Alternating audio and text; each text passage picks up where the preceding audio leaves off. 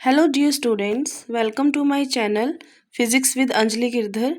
तो आज हम करने वाले हैं class 9th physics chapter motion का topic acceleration.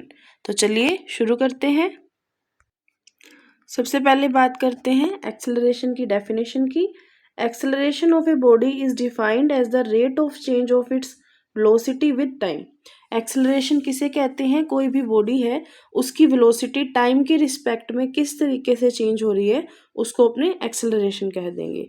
Change of its velocity with time, time के साथ वेलोसिटी में जैसे चेंज आ रहा है उसको उसका एक्सेलरेशन कहेंगे। तो एक्सेलरेशन का फॉर्मूला क्या हो जाएगा?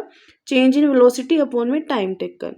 वेलोसिटी में जितना चेंज आया टाइम के रिस्पेक्ट में उसको एक्सेलरेशन कहेंगे। तो ऊपर आ जाएगा चेंज इन वेलोसिटी अपॉन में टाइम टेकन। एक्सेलरेशन की फॉर्मूला की बात करते हैं। ऊपर क्या है? Change in velocity. तो चेंज इन वेलोसिटी कैसे निकालेंगे? जो फाइनल वेलोसिटी थी उसमें से इनिशियल वेलोसिटी को माइनस करके, सब्ट्रैक्ट करके अपने क्या निकालेंगे? जितना वेलोसिटी में चेंज आया है। अपॉन में क्या हो जाएगा? Time taken. एक्सेलरेशन को रिप्रेजेंट किया है ए से, फाइनल वेलोसिटी को वी से, इनिशियल वेलोसिटी को यू से एंड टाइम टेकन को टी से। When a body moves with a uniform velocity, its acceleration will be zero. अब देखो, अगर कोई भी बॉडी है वो यूनिफॉर्म वेलोसिटी से मूव कर रही है, वेलोसिटी में चेंज नहीं आ रहा है, तो तब क्या हो जाएगा? v is equal to u हो जाएगा, क्योंकि फाइनल वेलोसिटी और इनिशियल वेलोसिटी सेम रहेगी क्योंकि यूनिफॉर्म वेलोसिटी है। तब v और u अगर इक्वल हो गया तो a के फॉर्मूला में अगर अपने रखेंगे v माइनस यू तो क्या आ जाएगा? जीरो। तो एक्सेलरेशन क्या आएगा? जीरो। नेक्स्ट अपने बात करते हैं एक्सेलरेशन की यूनिट की। तो एक्सेलरेशन के फॉर्मूला से एक्सेलरेशन की यूनिट निकाल सकते हैं। एक्सेलरेशन का फॉर्मूला क्या था? चेंज इन वेलोसिटी अपॉन में टाइम। तो ऊपर आ जाएगी यूनिट ऑफ वेलोसिटी अपॉन में यूनिट ऑफ टाइम। वेलोसिटी की यूनिट क्या थी? मीटर पर सेकंड, और टाइम की यूनिट क्या हो जाएगी? सेकंड। तो एक्सेलरेशन की जो यूनिट आएगी क्या आएगी? मीटर पर second square. Acceleration is a vector quantity. Acceleration क्या है? एक वेक्टर क्वांटिटी है। इसको स्पेसिफाई करने के लिए अपने को डायरेक्शन की भी जरूरत पड़ती है। नेक्स्ट अपने बात करते हैं नेगेटिव एक्सेलरेशन और रिटार्डेशन। नेगेटिव एक्सेलरेशन को ही रिटार्डेशन बोला जाता है। The acceleration may be of two types.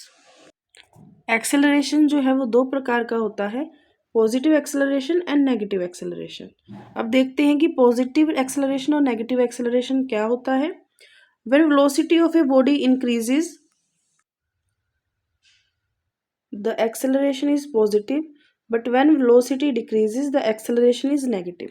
जब किसी भी बॉडी की वेलोसिटी जो है वो इंक्रीज होती है तो एक्सेलरेशन पॉजिटिव होगा, और जब वेलोसिटी डिक्रीज होती है तो एक्सेलरेशन नेगेटिव होगा। ऐसा क्यों होगा? क्योंकि आपको फॉर्मूला बताया था a is equal to v minus u by T.